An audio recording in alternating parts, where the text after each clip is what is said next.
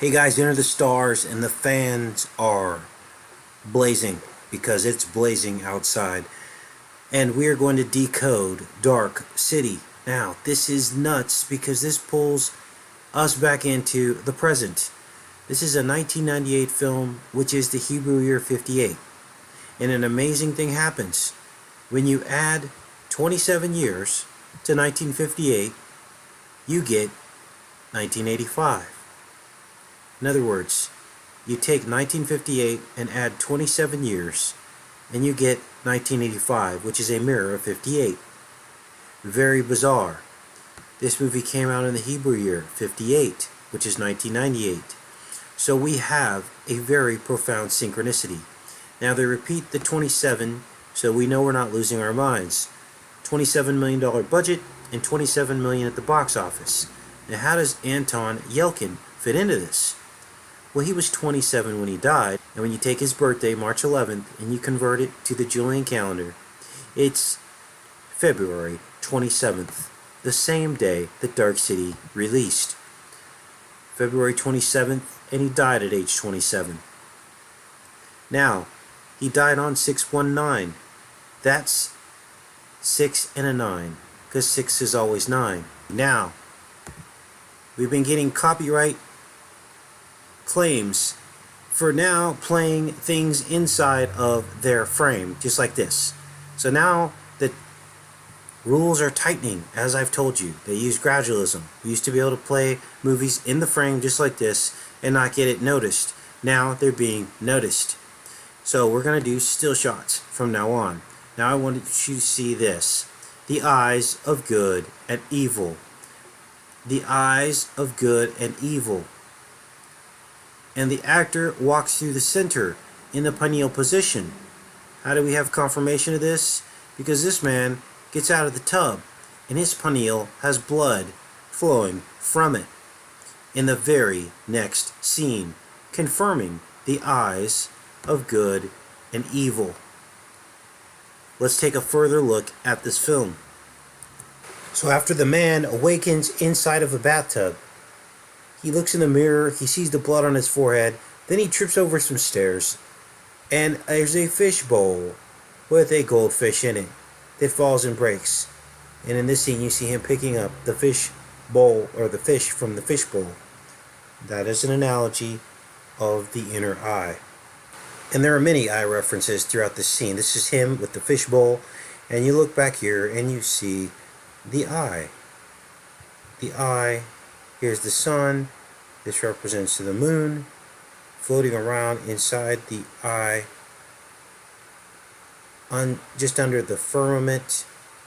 Here's the bathtub. This probably represents the ocean, the oceans, and then the earth. Here, all in this doorway scene. Now this goes on because then he goes into this closet, as we can see here. And the closet doors open. We see more eyes of good and evil is what is represented here.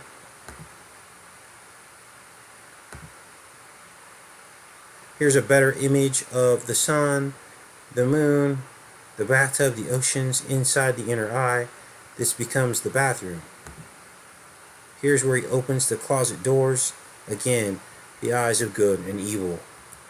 Now this next part is nuts, because the guy puts on some clothes and walks down to the hotel lobby as he escapes three dark-figured men. The guy at the front desk of the hotel says that Murdoch needs to pay his bill. And he says, right here it is, right here, day and date, 2385. The 85th year confirms our 5885 paradox that we just discovered earlier in this decode. Now here's what's interesting. 2385 is 369 years from now. 369, which is Saturn. 369 years from now. Which, curiously, Nikola Tesla said, secret to the universe is in the numbers 3, 6, and 9. Now, this is basically some very high sorcery going on here, you guys. Because next on the scene enters Jennifer Connelly. And of course, this is the Labyrinth star. She also played in Noah. Jennifer Connelly is in the know. She's been in a lot of films. So what's so special about Jennifer Connelly? Well, she was born in 1970, making her, at the release of this film, 27 years old. So there you go again, confirming the 27 over and over again. Again, 27 years after 1958 is 1985. It's a mirror. And I just showed you why the 58 is important, because this was in the Hebrew year 57, 58. That's 1998. Now, fast forward to 2016, since we determined that the year that guy was in the hotel was 369 years from now, in the future. Well, what's so special about 2016? Well, what's so special about 2016 is those people who were born in 1958 are now 58 years old this year. Lots of paradoxes and synchronicities going on with this film already as we speak. A lady then gives her a card, and on the card is 116, which is 9/11 upside down and backwards. Now, there are lots of spiral references in this film, including a murdered girl that they find in Murdoch's hotel room. She's got spirals on her stomach. And then when Murdoch looks at his fingerprints, he sees this spiral pattern. Now, what is the spiral? Well, I think I figured it out. Not long ago, in 2005, they're saying that on Saturn, that is actually a spiral. One ring is actually a spiral, the outer ring of Saturn. And as I told you, 369 represents Saturn. And this film takes place in a year, 369 years from 2016, which is a little troubling because that film, made back in 1998, is marking 2016 as some kind of a year for something to happen.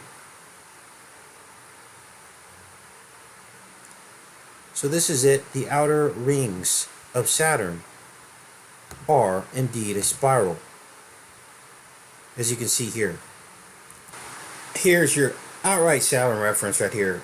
He breaks through the two X's. This is IXXI, which is 9/11 in Roman numerals, and it's the seal of Saturn. He breaks through there. This represents Saturn trying to break free from whatever nightmare he's in.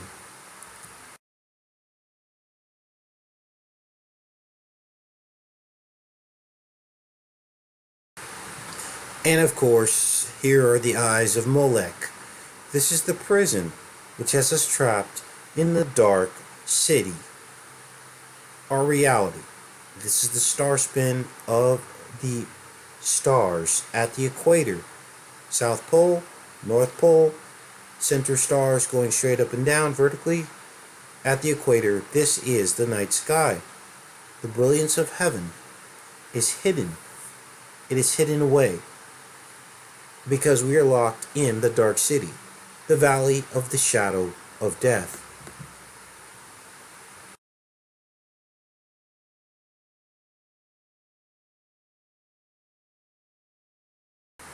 Now, this legally blind man can see the brilliance of the night sky much better than we can because his lenses were removed from his eyes. Just like Saul's eyes, the scales fell from Saul's eyes and he could see in the Bible. The scales are your lenses of your eyes, which, when you cut them in half, looks like scales.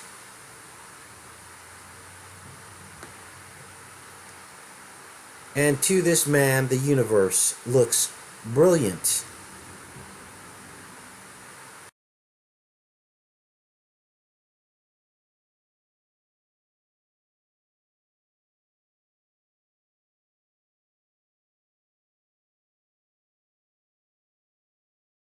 the truth comes out and we discover what these beings want. They want to find the human soul, as you can see here in the script. And Kiefer Sutherland says, that's the purpose of your little zoo, isn't it? Now, at this point in the film, the dark beings shut down the city. They shut it down because that's what they do to search for the human soul every night at midnight. And as the inspector is going over the murders that they're trying to solve of all these prostitutes, you see some interesting numbers come up. Now, November is the 9th month in the Roman calendar. Nov is 9. And here we have dates of 9/10, 9/14. We have 9/19, which is 11/16 as well, the anti-date of Valentine's Day, which is what we discovered earlier this year. They're saying the world's supposed to end in 2016 on Valentine's Day. Well, this November 16th date is the mirror date of that date. And look at this last date, 9/23, that's 3/29 backwards. 3/29 is the 88th day of the year. So every night at midnight, the tuning begins at midnight. They call it the tuning, and basically what that is they recreate the city to account for timelines and mistakes and searching for the soul of human beings. Very dark stuff. Now, this is how they mock the creator, because all of this tuning is done by sound, hence the word tuning. And these creatures, and I'm not going to show them because they're kind of bizarre looking, they basically hum into existence this creation, which is the way that God probably did it. That's how we were created, through sound, because in the beginning was the Word, and the Word was God.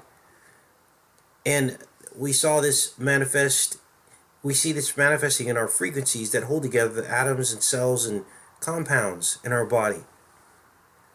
But this film is seeking to make that a bad thing, as if God is in control of every single thing and we don't have a choice. And this is how they're depicting this city, this dark city.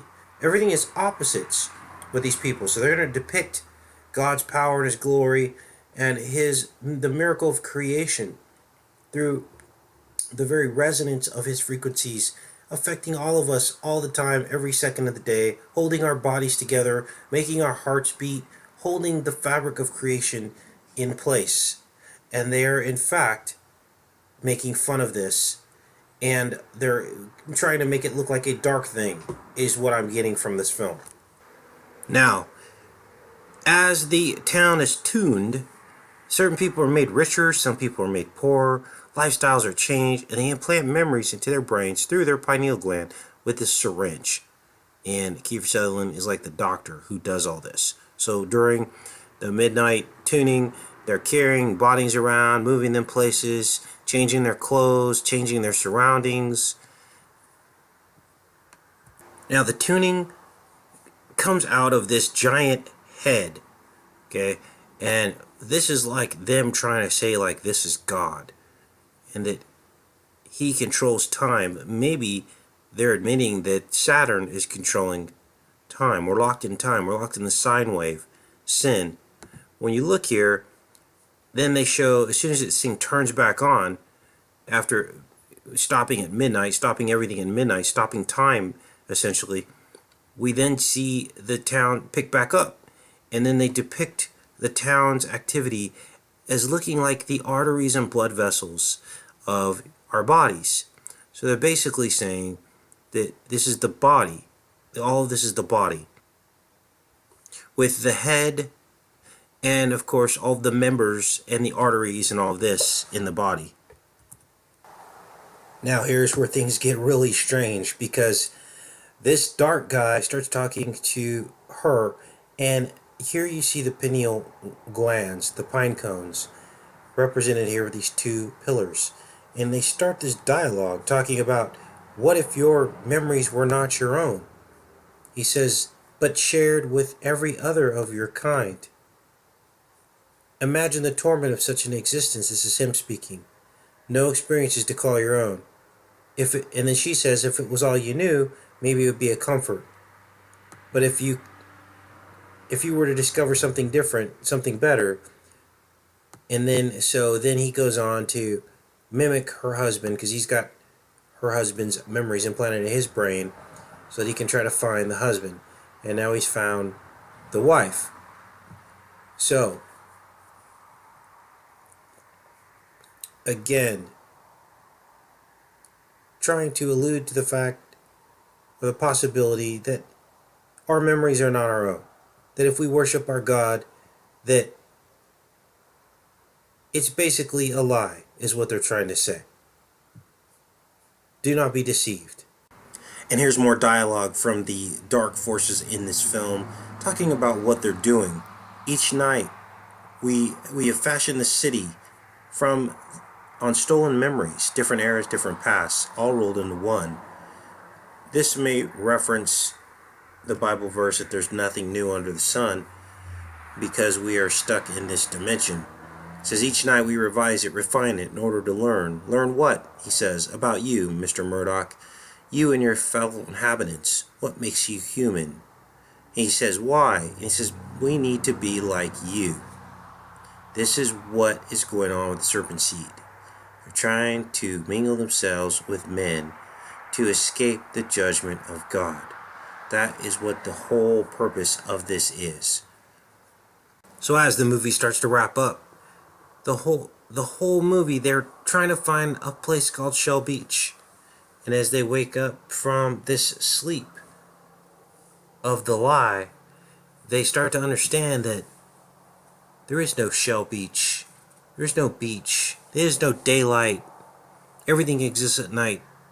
So they get to this wall at the edge of the city and they try to break through. They break through and all they see is outer space. And they fall through the hole, a couple of them, and basically fall out into oblivion. And this is the Dark City, as you see it right here. Basically a floating spaceship in outer space. So you see, this film is an analogy of our world. These beings underneath us, with all this machinery, underground, as the script says. Pulling strings like a puppet master. Using money, in our instance, to control people. To get them to do all kinds of deeds of evil. To get them to lose their salvation. This is the dark city that we live in. It is our reality. Now, John was born to basically change the oppression and the slavery at the hands of these beings. And as you can see here, this power comes out of his head, out of his pineal gland. I mean, this imagery is so overt. And at the end, he's given the power, the final piece of the puzzle, all the collective memories in order to battle these dark creatures to free themselves from this slavery. But they're still stuck on a spaceship in the middle of outer space, so I'm not quite sure what is he gonna do once he is free from the bondage of these creatures. Now, we're not done with the movie yet, so maybe the answers will be hiding in plain sight. But again, this is disinformation because our pineal gland is only an antenna to Christ. Christ is the power source. And this is making it seem as if we can only remember our past. If we can only remember, maybe they're even alluding to past lives and things like that. They're saying that then we would have the power to change the world. And that's not how it works. Christ is the Savior. He's the only one that can help us change, that can change this world.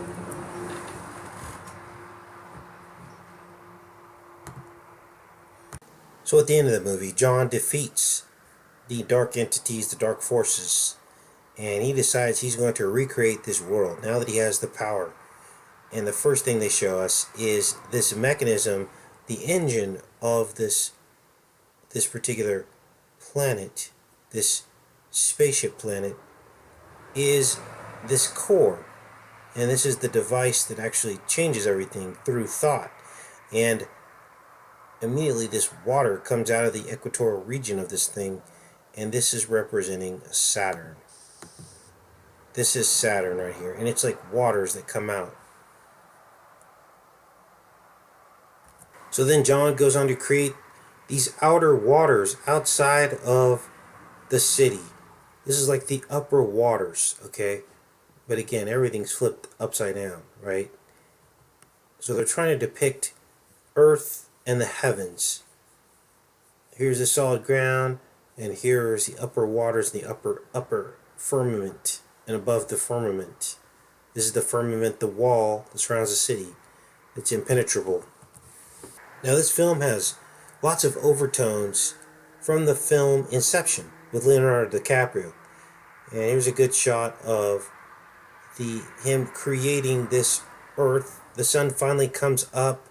He surrounds the earth city with the waters here. And so they're trying to show us a different version of our reality here. They give us the flat or the globe, but they never give us the convex lens as an option. And as the movie finally comes to a close, he re-meets his wife on a beach that he created. And this is the dock, and he asks her what her name is, and she says Anna. That's her new name, after her memories have been implanted with a new memory of her life. And she asks him what his name is, and it's John Murdoch.